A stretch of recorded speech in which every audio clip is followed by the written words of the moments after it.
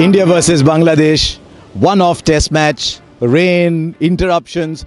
You'd think that most people were saying, you know what, let's get this game done away with. Bangladesh will be a better side in the one-days. Let's see how they go about it.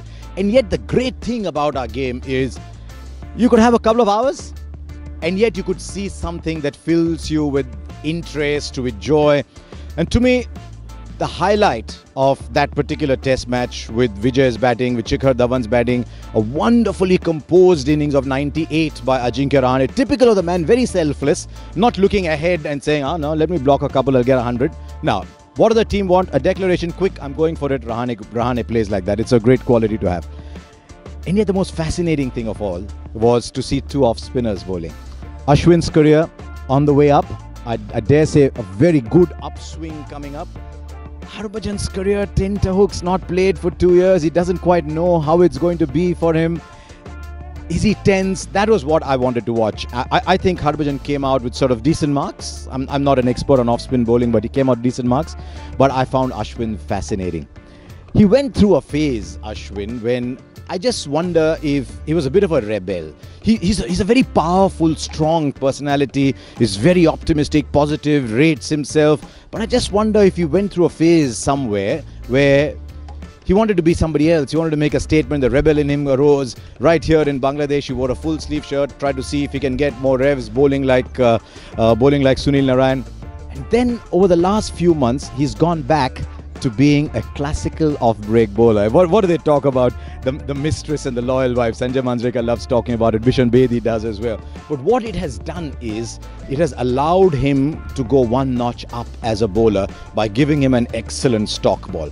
Now here he says the pitch was slow. The very first ball he bowled, turn, bounce, and all of us saying, ah, good.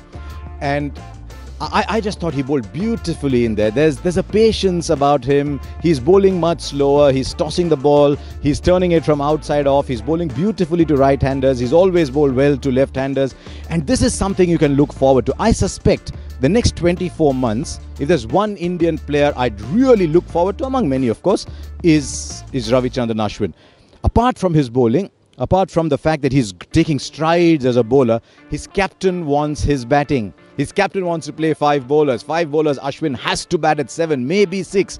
Can Ashwin become a number 6 batsman? Can his whole mindset to batting change from being someone who can make 30, 35, look very pretty doing it, to someone who can actually score 70, 80, 100? He's done that before, but can he make it his mindset?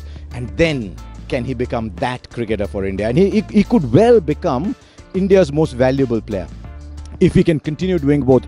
Because I think Ashwin is the key to the balance of the Indian team going ahead. To that extent, he's the key to Virat Kohli's plans. I like a few things about him. He said to me in his interview that he said, every time I think I'm doing really well, I surprise myself. Now, some people might think it's brash, but he's just like that. He talks well. He thinks very deeply about his game. He told me once that, and he's got a life outside the game. He told me once that he was very disappointed not to make the ESPN school quiz that I used to host many years ago. He wants to be an entrepreneur. I think he's got a full life, and you outside the game, it doesn't always determine how many wickets you get, but it makes you an interesting person.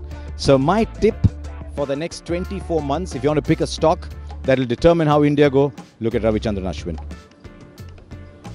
If you want to stay up to date with all my video blogs, hit the subscribe button.